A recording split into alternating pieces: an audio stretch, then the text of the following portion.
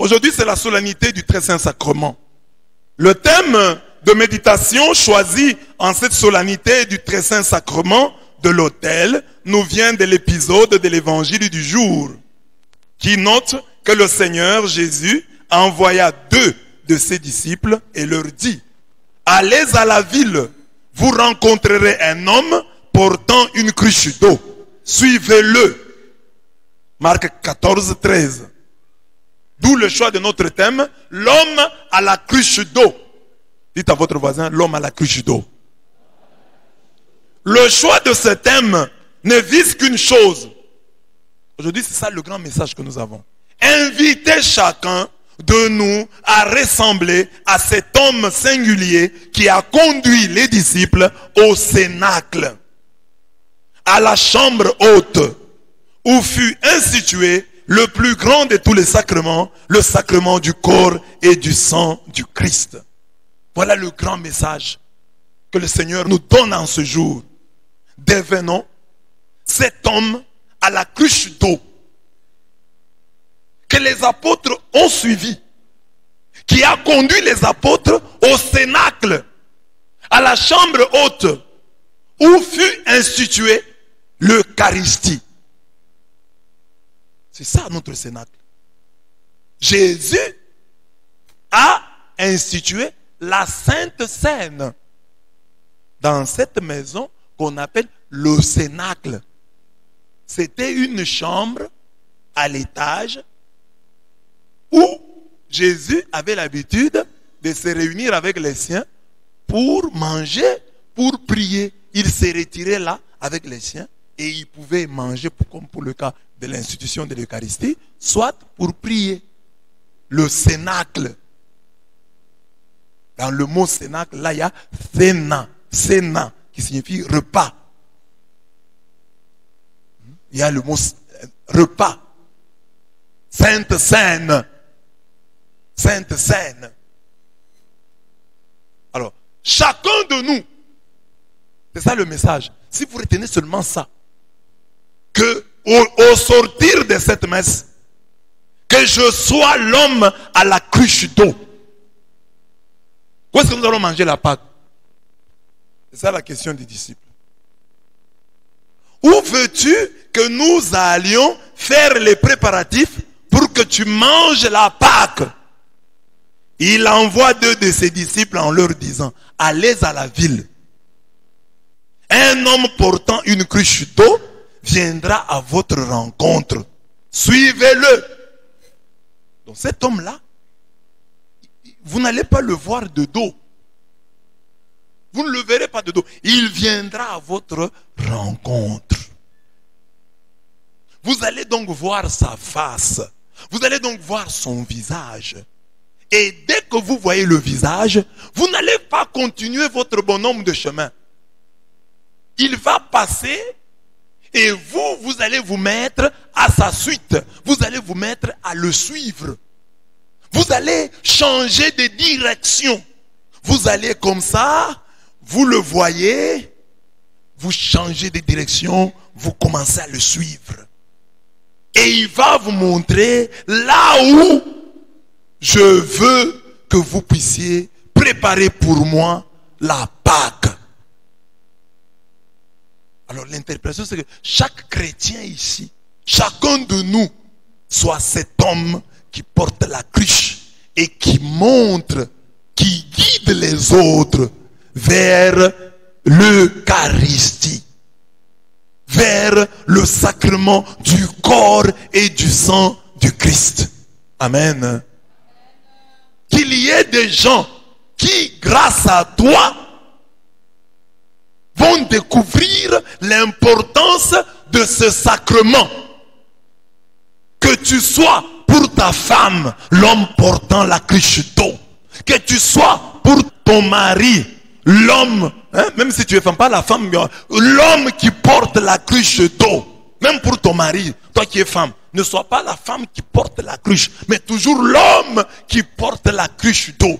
Je vais te dire pourquoi. Enfant, que tu sois pour tes parents l'homme qui porte la cruche d'eau. Parents, que tu le sois aussi pour tes enfants. Amène-les à l'Eucharistie. Montre-leur l'importance de l'Eucharistie. C'est ça le message d'aujourd'hui. C'est pourquoi nous avons fait la procession. C'est une manière de dire, suivez-nous. Nous portons la cruche d'eau. Et l'eau, c'est la vie. La vie est ici. Suivez-nous. Et vous avez vu, hein, le Saint-Sacrement était devant et nous tous derrière. Donc, que le Saint-Sacrement nous montre le chemin. Amen. Est-ce que vous avez compris le message? C'est ça le message. Le reste là, c'est commentaire. Mais le message, c'est ça. Au sortir de cette messe, objectif de l'enseignement, qu'au sortir de cette messe, chacun de nous comprenne que le Seigneur l'invite à être l'homme à la cruche d'eau, qui montre aux autres le cénacle, la chambre haute, où se célèbre le sacrement par excellence, le sacrement du corps et du sang du Christ. Qui leur montre le lieu où se célèbre le plus grand des sacrements, qu'est le sacrement de l'Eucharistie. Amen. Pour beaucoup ici, hein, pour certains, surtout les jeunes, je suis pour eux l'homme à la cruche d'eau. Il y en a beaucoup qui ne connaissaient pas l'importance de la messe matinale, par exemple. Depuis qu'ils sont venus à la paroisse, ou depuis que je suis venu à la paroisse, ils ont découvert. Il y en a, la messe matinale, c'était pour papa, c'était pour maman. Mais aujourd'hui, la messe matinale est devenue aussi pour toi. Si tu ne viens pas le matin, tu te sens malade. Donc, j'ai été, pour ma part, dans ta vie, l'homme portant la cruche d'eau. J'ai été montré le cénacle. Ça peut être ton grand frère qui te dit toujours allons à la messe. Ta grande soeur qui te dit allons à la messe. C'est elle, c'est lui, l'homme portant la cruche d'eau. Parce qu'il t'a montré le chemin de l'Eucharistie. Nous ne pouvons pas commencer la journée sans la messe. C'est lui qui t'a montré ce chemin-là. C'est lui, l'homme à la cruche d'eau. C'est lui qui te réveille chaque matin. C'est lui qui parfois te contrarie même, que tu contraries. Parce que chaque matin, il doit te réveiller. Alors la messe, tu trouves que c'est un dérangement. C'est lui, l'homme à la cruche d'eau. Amen. C'est-à-dire aujourd'hui, il faut sortir d'ici avec la décision. Si tu es venu à la messe aujourd'hui, je dois être l'homme portant la cruche. Maintenant, l'enseignement va t'expliquer. C'est comment. Il y a des détails, hein, qui vont mettre du sel dans ce repas qui est déjà là. On va mettre du sucre dans ce repas. Le repas est déjà là. Le haricot est là. Le foufou est là. Et maintenant, si le piment, je vais mettre un peu de sauce, mais le repas est là. L'homme à la cruche d'eau. C'est ça la décision. Que chacun de nous, au sortir de cette messe, dise, je vais amener les gens à la messe. Je peux trouver des catholiques qui vont déjà au niveau charismatique, qui sont déjà des légionnaires, ou qui vivent la messe d'une certaine manière. Moi, je vais les amener à vivre plus profondément cette messe. Je vais les introduire au cénacle. Je prends cet engagement aujourd'hui de devenir moi aussi l'homme à la cruche d'eau. C'est lui qui amène les autres au cénacle. C'est lui qui amène les autres à l'Eucharistie, qui les aide à comprendre ce qu'est l'Eucharistie. La singularité de l'homme portant la cruche. Allez à la ville, vous rencontrerez un homme portant une cruche d'eau. Suivez-le. D'abord, vous le rencontrez. Il vient à votre rencontre. J'ai dit ici, vous le rencontrez. Mais après, vous changez de direction. Vous n'allez pas le rencontrer, continuez votre vie comme si de rien n'était. Quand vous le rencontrez, vous changez de direction. Vous marchiez face à lui. Désormais, vous allez marcher derrière lui. Suivez-le. Et là où il entrera, dites au propriétaire, le maître te fait dire, où est ma salle où je pourrai manger la Pâque avec mes disciples. Et il vous montrera. Il vous montrera où? À l'étage. Il vous montrera à l'étage une grande pièce garnie de coussins, toute prête. Faites-y pour nous les préparatifs. Les disciples partirent et vinrent à la ville et ils trouvèrent, comme il leur avait dit, et ils préparèrent la Pâque. Marc 14, 12 à 16. Telles sont les indications que Jésus donne à ses disciples qui lui demandent où préparer la Pâque. Ces paroles sont énigmatiques, mystérieuses. Allez à la ville, vous rencontrez un homme portant la cruche et suivez-le. C'était pour la première fois que Jésus allait là-bas. Jésus connaissait-il cet homme-là? Comment Jésus peut savoir que sur la route, vous rencontrerez un homme portant la cruche? Et que c'est cet homme-là qui vous montrera la bonne porte où frapper. Nous avons un grand Seigneur. Nous avons un grand Dieu. Un Dieu de précision. Quand il te dit, va là-bas. Parfois dans la vie, nous pleurons. Parce que nous n'avons pas eu cette indication. Dieu ne nous a pas révélé sa parole. Quand Dieu te révèle l'endroit où il faut aller, quand tu y vas, tu y rentres avec résultat. Amen. L'homme à la cruche. Le plus curieux dans tout ceci est que porter une cruche d'eau sur sa tête en ces temps-là était une besogne réservée à la femme, à la jeune féminine. C'était réservé aux femmes. Mais Jésus dit, vous trouverez un homme portant, ça sort de l'ordinaire. Un homme qui porte une cruche d'eau. Oh. Mais chez les Juifs, c'est une société patriarcale. Normalement, un homme ne porte pas la cruche d'eau. Ce sont les femmes qui vont puiser de l'eau. Ce sont les femmes qui portent les cruches d'eau. Mais Jésus dit, vous trouverez un homme portant la cruche d'eau. Vous le rencontrerez. Suivez-le. Et là où il va vous amener, posez la question au propriétaire. Le maître te fait dire. Ne dites pas Jésus, dites-moi le maître. Il va vous comprendre à demi-mot. Pas c'est moi qui vous envoie. Je ne vous envoie pas chez quelqu'un à une adresse bien précise. Moi je vous dis, vous rencontrerez un homme portant la cruche d'eau. Suivez-le. C'est mystérieux. Il y a un mystère là-bas.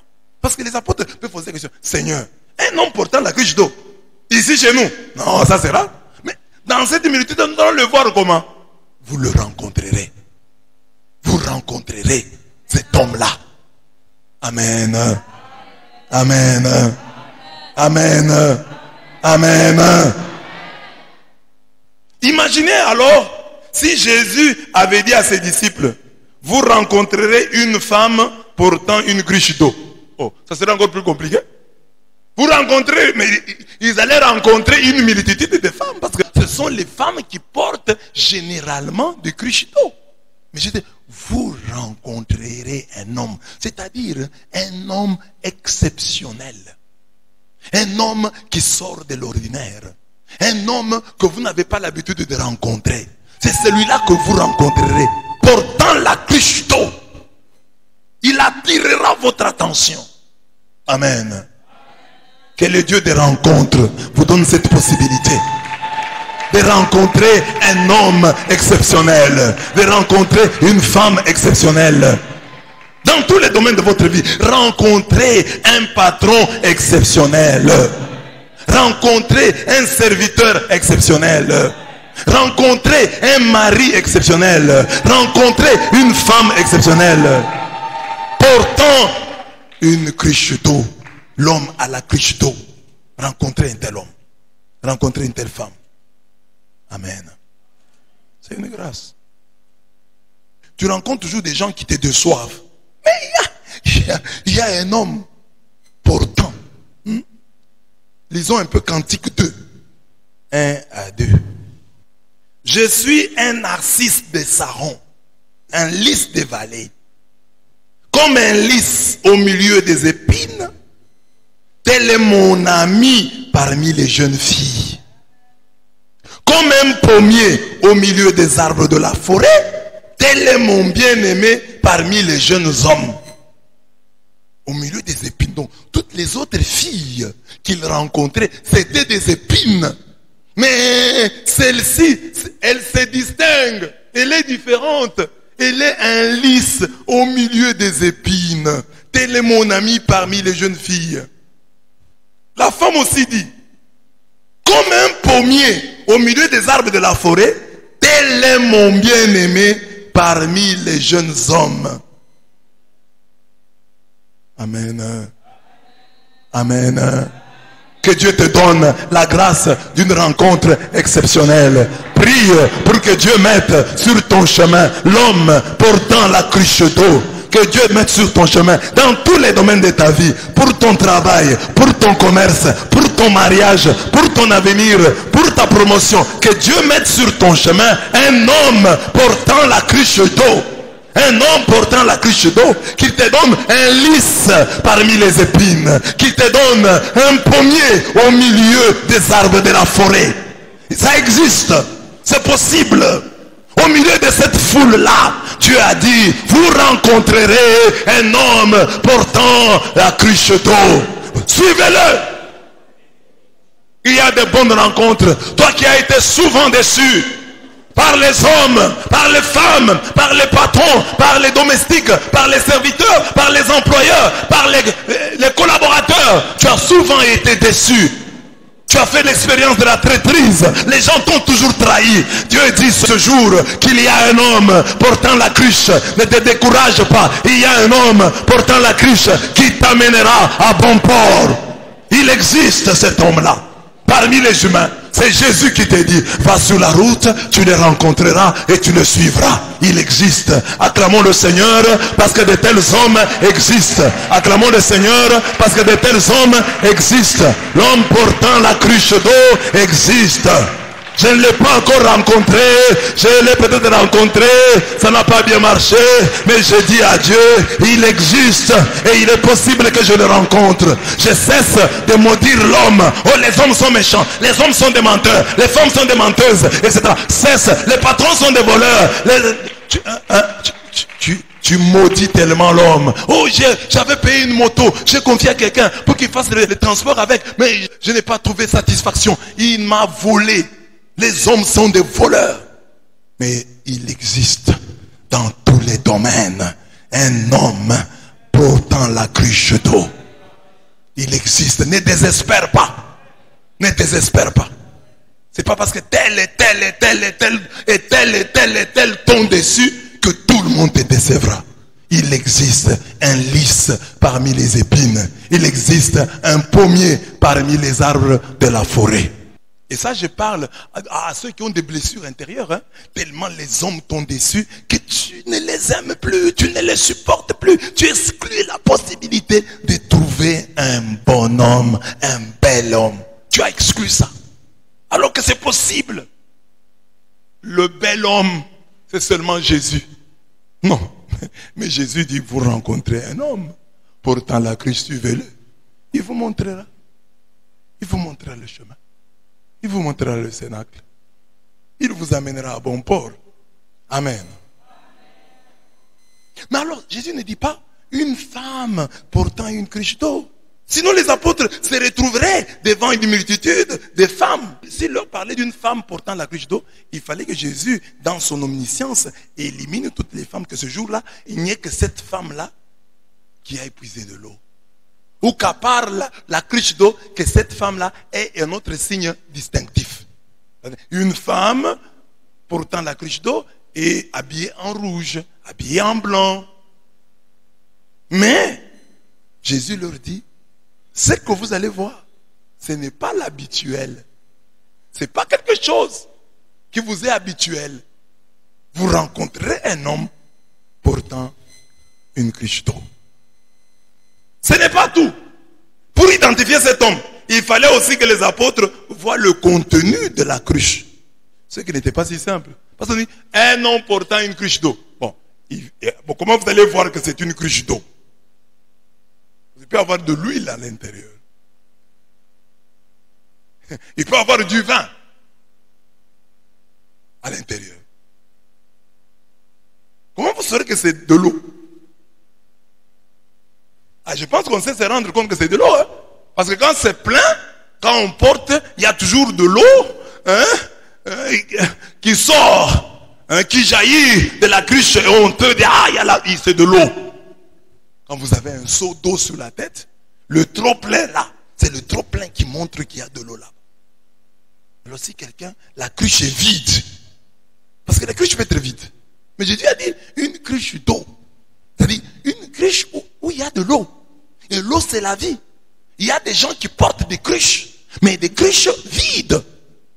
Mais il faut une cruche remplie d'eau, pour que du débordement de la cruche, je puisse constater justement qu'il y a de l'eau. C'est à cela que Dieu nous appelle. Tu peux être un chrétien. Ton christianisme est comme ça. Il ne va pas déborder. Il est au fond de la cruche. Les gens ne vont pas voir. Ils vont voir la cruche.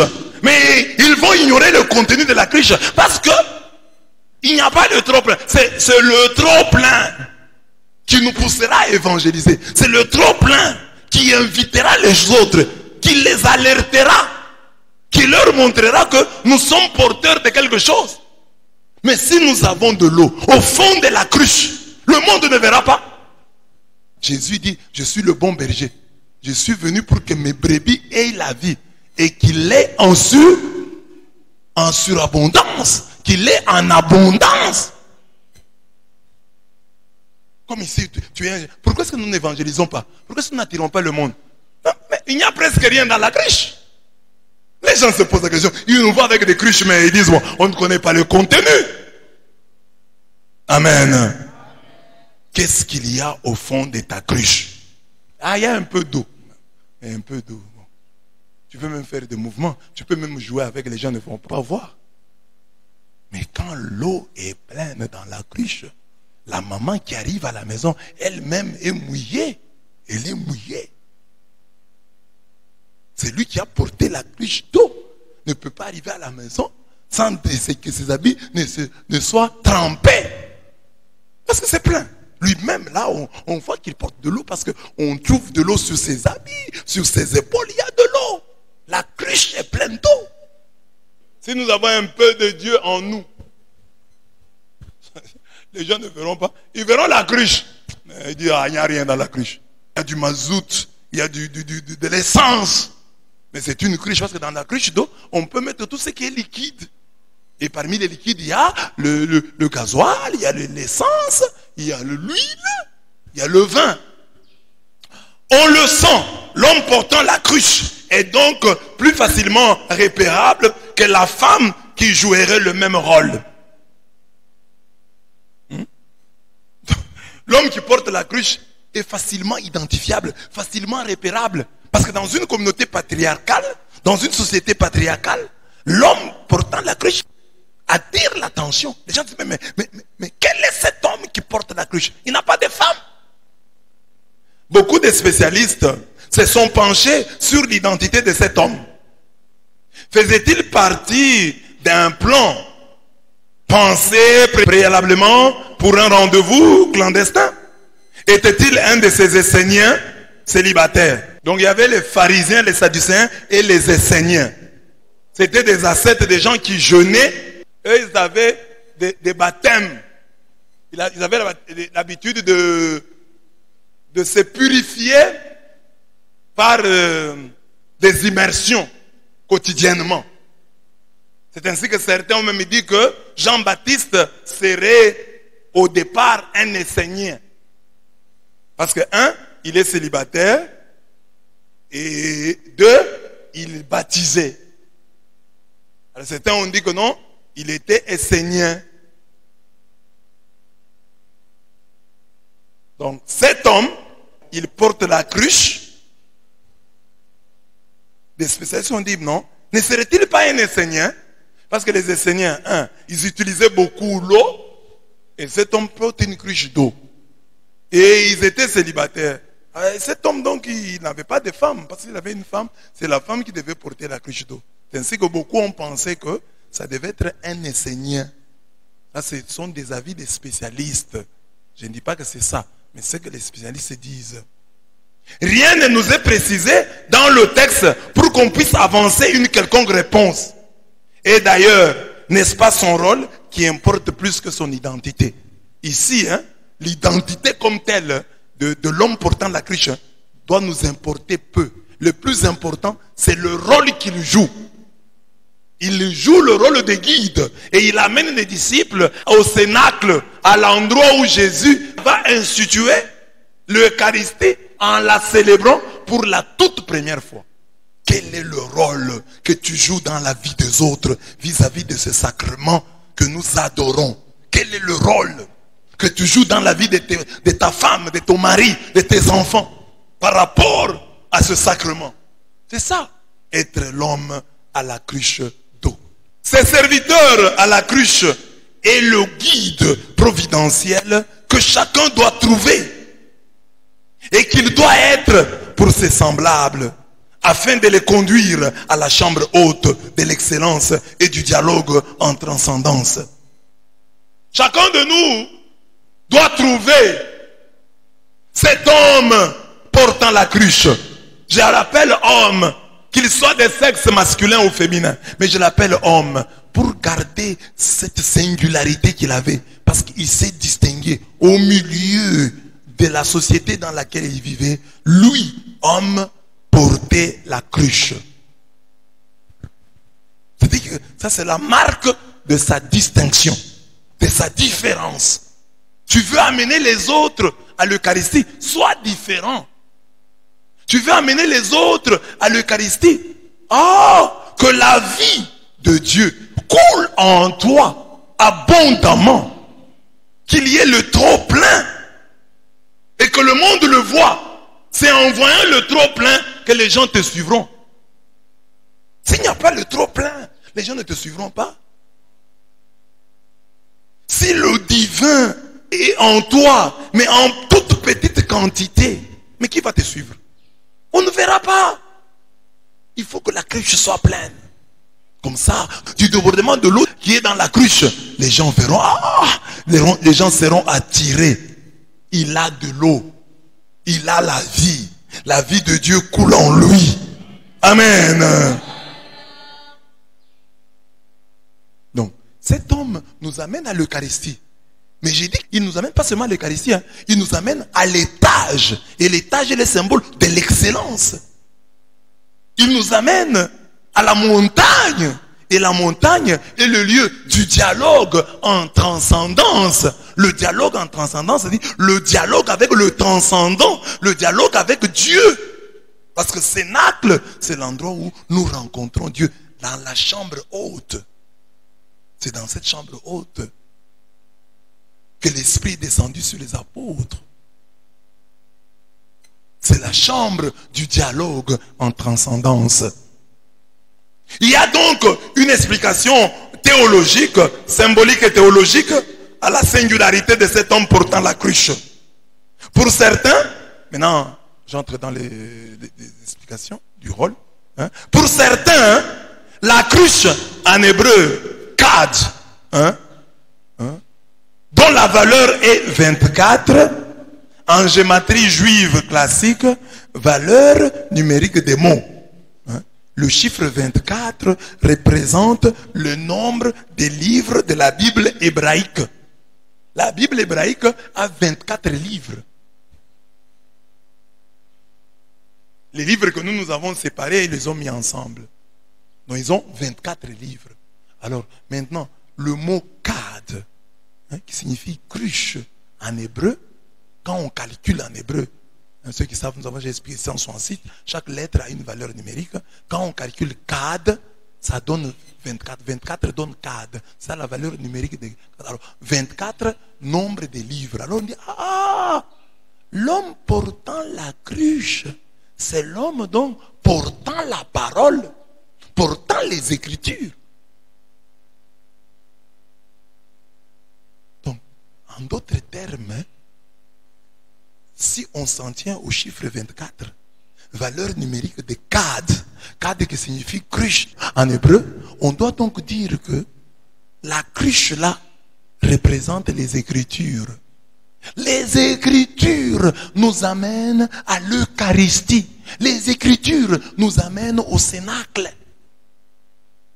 C'est l'homme portant les Écritures qui peut nous amener au cénacle. C'est l'homme qui connaît la Bible. C'est l'homme qui connaît la parole qui va nous amener à l'Eucharistie. Il y a donc un lien indissoluble, un lien intime entre les Écritures, la parole de Dieu et l'Eucharistie. Et vous voyez que c'est vrai. Beaucoup de catholiques ont cru. Aller au cénacle. Mais sans Écriture, après un moment, ils allaient à la messe, ils fréquentaient la messe. Et puis après, quelqu'un est venu avec la Bible et lui a critiqué la messe avec la Bible. Et ils se sont retournés contre la messe. On a utilisé la Bible contre la messe. Donc, l'homme portant la cruche nous dit, pour aller à l'Eucharistie, pour aller au cénacle, non, soyez d'abord conduits par les Écritures.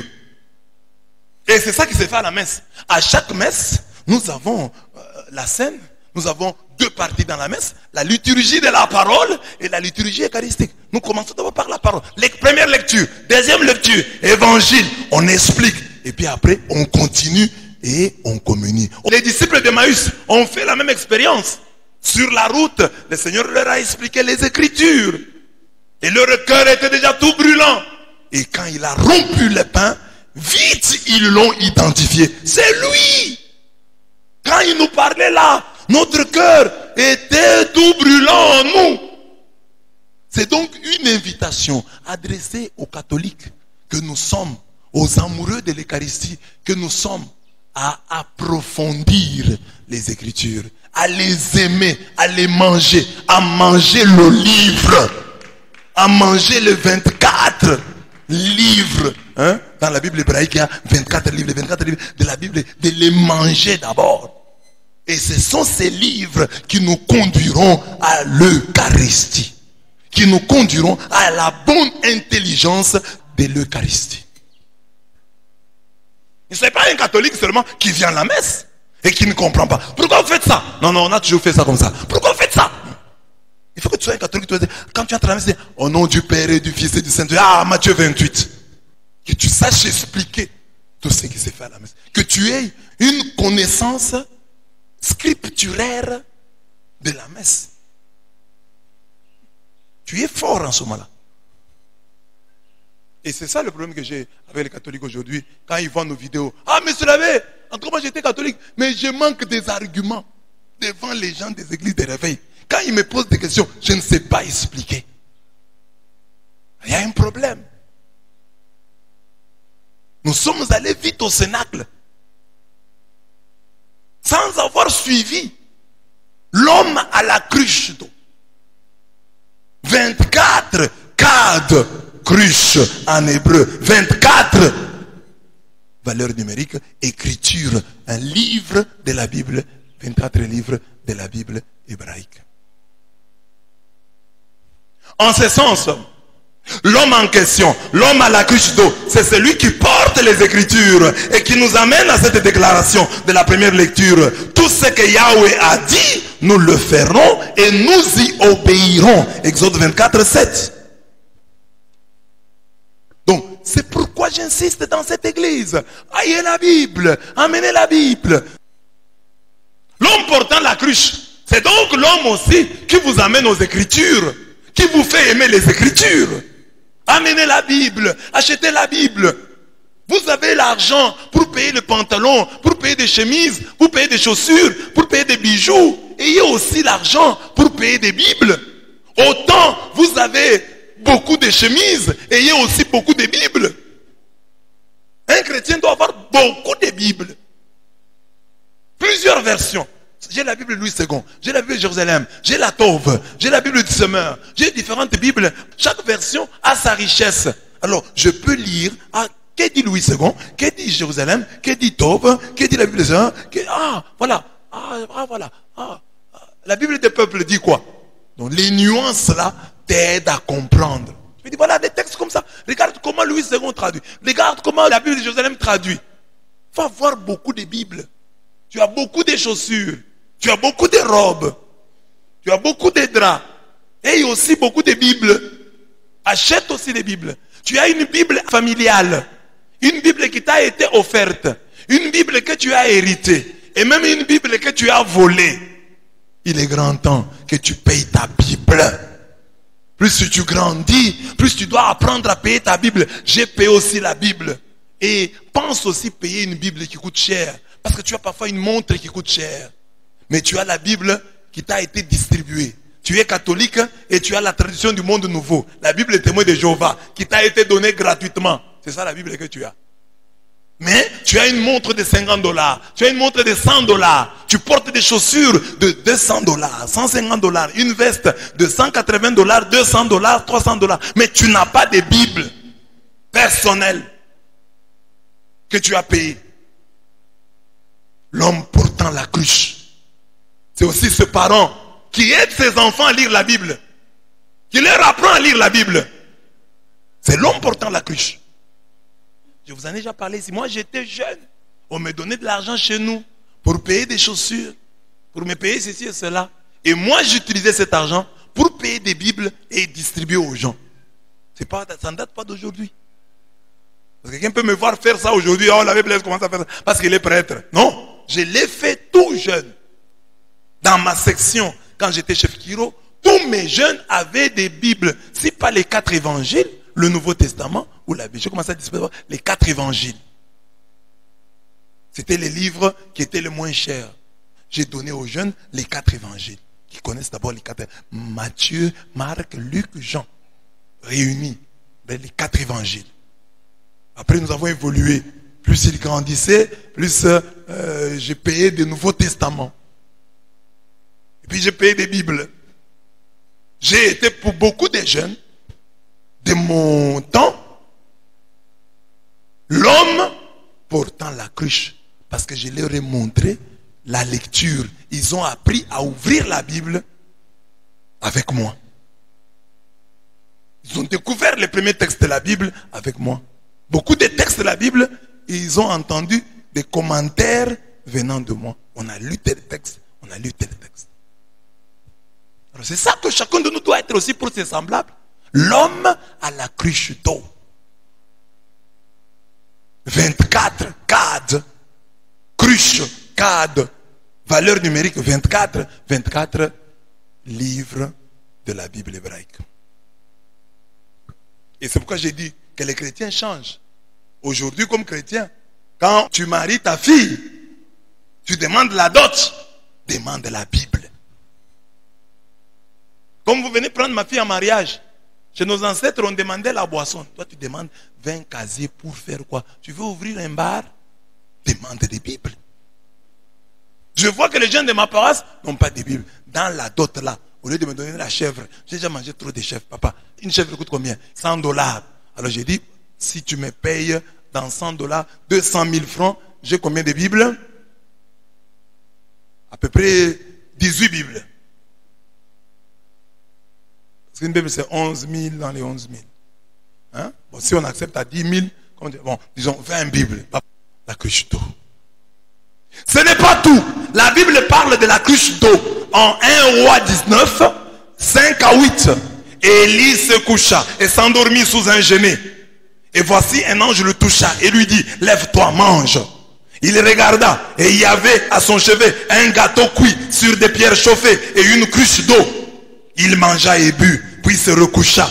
L'ange de l'Éternel vint une seconde fois, le toucha et dit, lève-toi, mange, car le chemin est trop long pour toi. Il se leva, mangea et but, et avec la force que lui donna cette nourriture, il marcha 40 jours et 40 nuits jusqu'à la montagne de Dieu, à l'Horeb. 1 Roi 19, 5 à 8.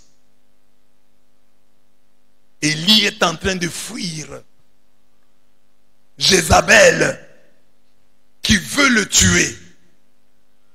Et il arrive quelque part, fatigué, il s'endort sous un arbre. Et il voit un ange qui le touche, qui le réveille, qui dit, lève-toi, mange. Nous savons ça, lève-toi et marche. Mais l'ange de 1 Roi 19 dit à Élie, lève-toi et mange. Lève-toi et mange. Voilà l'ange de l'Eucharistie. Lève-toi et marche, oui. Lève-toi et mange. Lève-toi et mange. Il se leva, il regarda, et voici à son chevet un gâteau. Il voit un pain sur des pierres chauffées et une cruche d'eau. Il mangea et but, puis il se recoucha. Deuxième fois, on vient encore le réveiller. Lève-toi et mange, sinon la route sera trop longue pour toi. Pour te faciliter la marche, il faut que tu manges. Lève-toi et mange. Dis à ton voisin, lève-toi et mange. Et il va manger à 2 reprises. Et avec la force que lui donna cette nourriture et cette eau, il marcha 40 jours et 40 nuits jusqu'à la montagne de Dieu, jusqu'à l'Horeb. Cet épisode évoque le manger et le boire. C'est que Jésus s'apprête à faire avec ses disciples dans l'évangile. Dans l'évangile, il y a le manger et le boire. Il y a le pain, certes. Mais à la place de l'eau, il y a le vin. Ce texte donc tourne nos regards vers le vrai sens de l'Eucharistie. En effet, l'ange du Seigneur touche Élie et lui dit, lève-toi et mange. Autrement, le chemin sera trop long pour toi.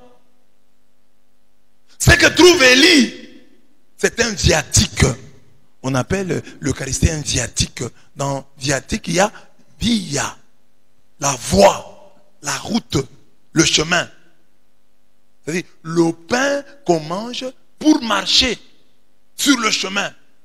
Le pain des pèlerins. Le pain de voyageurs. Alors, quand on donne la communion aux mourants, cette communion on l'appelle le viatique. C'est le pain qui leur permet de voyager, de quitter ce monde et d'entrer dans l'autre monde, dans l'autre vie. De quitter cette vie, d'entrer, on l'appelle le viatique. Mais le viatique, l'Eucharistie en elle-même est un viatique, en ce sens qu'elle nous permet de marcher. Qu'elle nous donne la force de marcher, de cheminer en chrétien dans ce monde. Et c'est ça qu'on appelle les hommes de foi. Quand on parle d'Enoch dans la Bible, on ne dit pas qu'Enoch pria. On ne dit pas qu'Enoch pria à Dieu. Enoch jeûna. Enoch parlait avec Dieu. Non. On dit Enoch marcha. Marcha avec Dieu. Genèse 5, 22. Enoch, après la naissance de Métouchéla, marcha avec Dieu 300 ans. Et il engendra des fils et des filles. Il marcha avec Dieu. 24, on revient encore. Enoch marcha avec Dieu. Puis il ne fut plus parce que Dieu le prit. Il marcha avec Dieu. Alors, imaginez, vous marchez avec Dieu. Dieu est fort. Vous êtes aussi fort. Alors, pour être fort, il faut manger. Lève-toi, sinon le chemin sera long avec toi. Car tu marches avec Dieu. C'est ça le mot qui résume toute la vie de foi. Prier, jeûner, tout ça, ça veut dire marcher avec Dieu. Cet homme marche avec Dieu. C'est-à-dire, il prie, il jeûne, il ne fait pas ceci, il ne fait pas cela. Il marche avec Dieu. Alors, pour marcher avec Dieu, il faut manger. Sinon, si vous ne mangez pas, le chemin sera très long pour vous. C'est ça, l'Eucharistie, le viatique. Lève-toi et mange. Pour arriver à la montagne de Dieu, il faut manger. Si tu ne manges pas, tu vas te fatiguer. Tu vas abandonner. Il faut manger. Manger quoi? Le corps de Jésus. Boire le sang de Jésus. C'est ça la cruche d'eau. Le gâteau cuit sur des pierres chauffées. Et la cruche d'eau. Bois et mange. Et comme ça tu marcheras. Ce sont les miracles de l'Eucharistie. Parfois nous ne nous rendons pas compte. Parce que notre Dieu, il est un Dieu humble. Il fait des choses dans le silence. Il fait des choses à travers la brise légère. Et parfois nous ne nous rendons pas compte. La petite force que tu as, la force qui te permet de rester chrétien jusqu'à aujourd'hui, elle te vient de cette source appelée Eucharistie. Si tu ne communiais pas, on ne sait pas ce que tu serais. Parce que les gens peuvent dire, ah moi je ne vais pas. Non, c'est chaque jour. Parce que c'est comme le repas de chaque jour ici. Si je vous demande, votre jour là, vient de quel repas? Tu ne me diras pas. L'homme à la cruche d'eau est donc l'ange qui nous sort de notre sommeil pour nous conduire à l'étage, au cénacle, à la Sainte Seine, à l'Eucharistie, la nourriture des pèlerins, la nourriture qui facilite et écourte notre chemin vers l'excellence, vers la montagne aride de la révélation, vers la véritable montagne de Dieu, vers le ciel. C'est lui qui mange ma chair et qui boit mon sang à la vie éternelle. Et je les ressusciterai au dernier jour. On ne dit pas c'est lui qui a mangé ou c'est lui qui a bu. C'est lui qui mange et boit. C'est-à-dire c'est lui qui a l'habitude. C'est lui qui a l'habitude de manger et de boire le corps. De manger le corps et de boire le sang. Il a la vie éternelle et le Seigneur le ressuscitera au dernier jour. Jean 6, 54.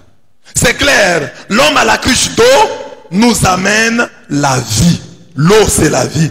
La vie cachée dans les deux parties de la messe. Parole et Eucharistie. Alors, il faut dans ta vie rencontrer des hommes comme ça. Oh, j'ai rencontré l'homme à la cruche d'eau. L'homme à la cruche d'eau. C'est lui qui m'a amené à aimer les Écritures. C'est lui qui m'a amené à aimer la messe. Soit aussi pour les autres, cet homme à la cruche d'eau amène les autres à aimer les Écritures, amène les autres à aimer l'Eucharistie. Soit ce que tu veux que les autres soient pour toi. Je veux que les autres soient pour moi des hommes à la cruche d'eau qui me font connaître les Écritures et qui me conduisent au cénacle, à l'Eucharistie. Alors, sois-le pour les autres. Voilà le message, mes bien-aimés.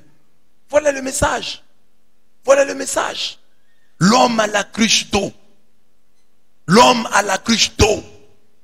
L'homme à la cruche d'eau. Voilà ce que le Seigneur veut pour toi. Il veut que tu sois cela et que tu rencontres ces gens-là. Soyez aussi des hommes à la cruche d'eau. Amenez les autres à aimer les Écritures. Amenez les autres à aimer l'Eucharistie, à aimer la messe. Imaginez si chacun de nous pouvait être cela pour le monde. Mais les choses changeraient. Les choses changeraient. Si même les enfants ici ont cette conception. Un enfant pleure. Parce que les enfants pleurent quand ils n'ont pas mangé le haricot, le riz, le lait. Mais est-ce que les enfants peuvent pleurer aujourd'hui parce que papa ne les a pas menés à la messe? Nous avons besoin de ces hommes et de ces femmes portant la cruche d'eau qui nous amènent à la Bible et qui nous amènent à l'Eucharistie. Si vous allez chez les protestants ce sont des hommes à la cruche d'eau, oui, mais ils vous amènent seulement à la Bible. Ils vous amènent au cénacle, mais ne vous permettent pas d'entrer. Sola scriptura, l'écriture seule. Mais les catholiques, lui, il a les deux. Sa messe, la plus grande de nos prières, a deux parties. La première partie, la liturgie de la parole. La deuxième partie, la liturgie eucharistique. Donc un catholique, un vrai, a les deux. Il a la parole, il a aussi le sacrement du corps et du sang de Jésus-Christ. Il a la parole, il a la Sainte Seine. Regardez les autres églises, ils disent non, chaque jour ils écoutent la parole. Mais la Sainte Seine, ils l'ont une fois l'an. Et Jésus a dit, faites ceci en mémoire de moi. Et se souviennent de Jésus une fois l'an. Ils ne sont pas différents de ces maris qui donnent à leurs femmes des fleurs qu'à la Saint-Valentin. Si tu as un mari qui ne te donne des fleurs qu'à la Saint-Valentin, c'est un drôle de mari, hein? Ou une femme qui ne te fête, qui ne te dit je t'aime qu'à la Saint-Valentin. C'est une drôle de femme. Mais le catholique, c'est celui-là. Qui dit, Jésus a dit, faites ceci en mémoire de moi. Oh, chaque jour, je me souviendrai de Jésus. Chaque jour, c'est Saint-Valentin pour moi et pour mon Jésus. Je me souviendrai de lui. Amen. Alors maintenant, les catholiques, pour la plupart, sont tombés dans l'autre travers. Ils vont au Cénacle sans la cruche des Écritures. Oh, ils vont seulement à la messe. Tu lui poses la question sur la Bible, il ne connaît rien. C'est comme ça que les gens disent, ah, les catholiques ne connaissent rien. Il y a même des catholiques qui, quand tu leur montres que le Je vous salue Marie est dans la Bible, il est étonné. Dans la Bible. Ouh, c'est dans la Bible ici. Ah, mais c'est la Bible. Je ne savais pas. C'est dans la Bible ici. Ah, mais c'est la Bible.